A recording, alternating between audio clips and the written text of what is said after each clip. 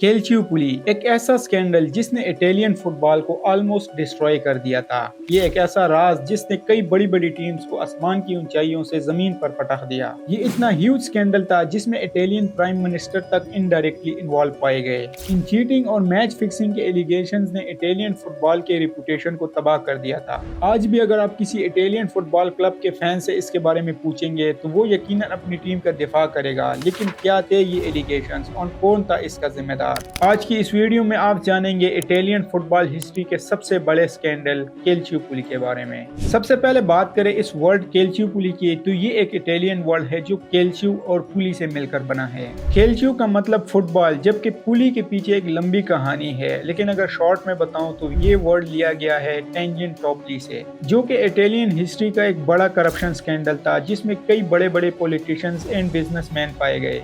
खैर, टॉपिक पर वापस आते हैं तो ये बात है मई 2006 की। यूवेंटस ने पिछले 5 सालों में अपना 4th सीरी ए टाइटल जीतकर खुद को इटली की बेहतरीन टीम के तौर पर मनवा लिया था। यूवेंटस पहले ही इटालियन हिस्ट्री की सबसे कामयाब और सबसे ज्यादा सपोर्ट की जाने वाली टीम थी। लेकिन इस कामयाबी के पीछे सिर्फ प्लेयर्स की मेहनत नहीं थी, बल्कि इसके पीछे इनका जनरल मैनेजर था लुसियानो मोजी। मोजी इटालियन फुटबॉल के सबसे अहम शख्सियात में से एक थे। उन्होंने अपने फुटबॉल कैरियर का आगाज 1970s के डिकेड में किया था। वो ना तो अमीर थे और ना ही कोई प्रोफेशनल फुटबॉलर थे, लेकिन इसके बावजूद इन्हें 1994 में यूवेंटस का जनरल मैनेजर बनाया गया। इस वक्त तक मोजी के ताल्लुकात बड़े बड़े शख्सियात से हो गए थे, जिनमें गवर्नमेंट के ऑफिशियल्स भी शामिल थे। मोजी इतना पावरफुल हो चुका था कि वो अपनी टीम को जितवाने के लिए कुछ भी कर सकता था। ये वो टाइम था जब यूवेंटस की टीम ऑलरेडी एक डोपिंग केस में फंस गई थी। दरअसल यूवेंटस के डॉक्टर पर यह इल्जाम था कि उसने प्लेयर की गेम के दौरान परफॉर्मेंस बढ़ाने के लिए इन्हें ड्रग्स दिए और इसके लिए इन्हें 2004 में 22 माह की जेल हुई।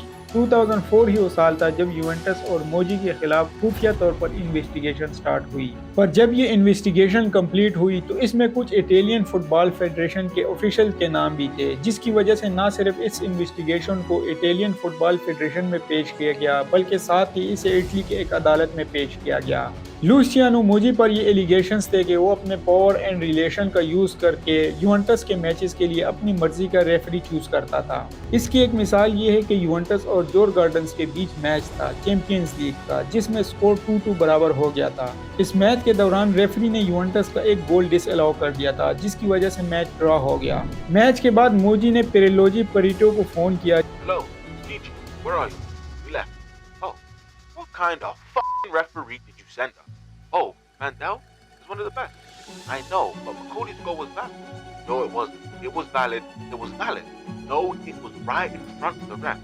What are you talking about? It wasn't in front. All throughout the match, he messed up.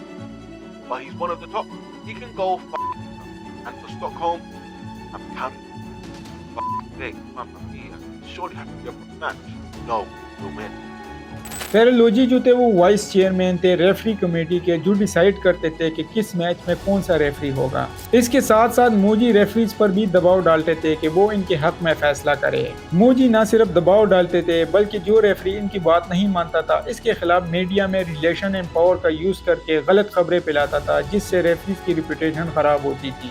Juventus और रेजिना का एक मैच हुआ जिसमें मैच के दौरान रेफरी ने यूवेंटस के 2 गोल डिसअलाउ किए, जिसकी वजह से यूवेंटस वो मैच हार गई। लेकिन मैच के बाद मोजी ने रेफरी के बारे में मीडिया में गलत खबरें फैलाना शुरू की, जिसके बाद रेफरी को सस्पेंड किया गया। अगले मैच के लिए परीटो ने मोजी को यकीन दिलाया था कि रेफरी इनकी मर्जी का होगा और यूवेंटस 4-1 से मैच जीत जाएगा, और सेम ऐसा ही हुआ। यूवेंटस 4-1 से मैच जीत गया। ये तो सिर्फ एक हाईलाइट है उन फोन कॉल्स की जो रेफरी डेजिग्नेटर परीटो और मोजी के दरमियान हुई। मोजी ने तकरीबन हर मैच के लिए ऐसा किया था। कुछ रेफरीज तो मोजी के मीडिया में रिलेशन और पावर से डरते थे, क्योंकि वो नहीं चाहते थे कि मोजी इनके साथ भी वैसा करे जो उसने पहले एक रेफरी के साथ किया था। लेकिन इस पूरे स्कैंडल में पैसा और रिश्वत कहीं भी इन्वॉल्व नहीं थी, सिर्फ मोजी ने अपने पावर का मिस यूज किया था। गजीटा डेलो स्पोर्ट ने इस कन्वर्सेशन को मई 2006 में एक न्यूज़पेपर में पब्लिश किया। लेकिन ये स्कैंडल सिर्फ यूवेंटस तक महदूद नहीं था, बल्कि इसमें और भी कई बड़े क्लब्स थे।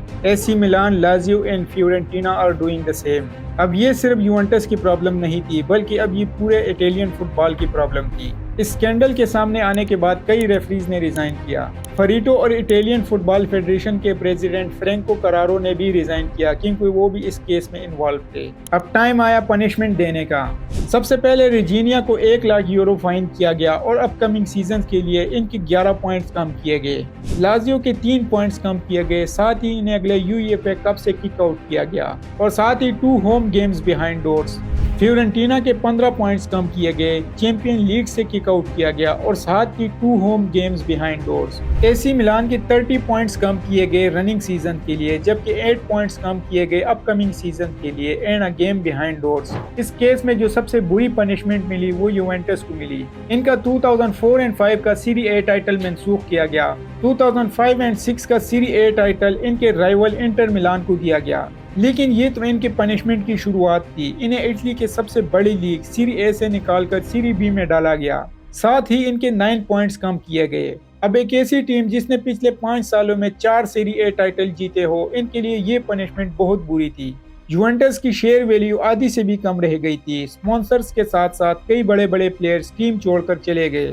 لوشیانو موجی پر کسی بھی فٹ بال ایکٹیویٹی کے لیے لائف ٹائم بین لگا دیا گیا، لیکن موجی کا کہنا تھا کہ وہ خود ایک وکٹم تھا اس کیس میں اور جو کچھ اس نے کیا وہی سیم باقی ٹیمز نے بھی کیا۔ 2023 میں موجی ایک بار پھر سے ٹی وی پر آئے اور خود کو بے گناہ ثابت کرنا چاہا۔ اس نے ایک USB پیش کی جس میں 170,000 فون کالز کے ریکارڈ تھے۔ ان سارے ایلیگیشنز اور پنشمنٹ کے باوجود یوونٹس نے ایک بار پھر سے خود کو ریکور کیا اور آج وہ اٹلی کے ٹاپ کلبز میں سے ایک ہے۔ امید کرتا ہوں آپ کو یہ ویڈیو پسند آئی ہوگی۔ اگر آپ most violent games of football world cup history دیکھنا چاہتے ہیں تو یہاں کلک کریں۔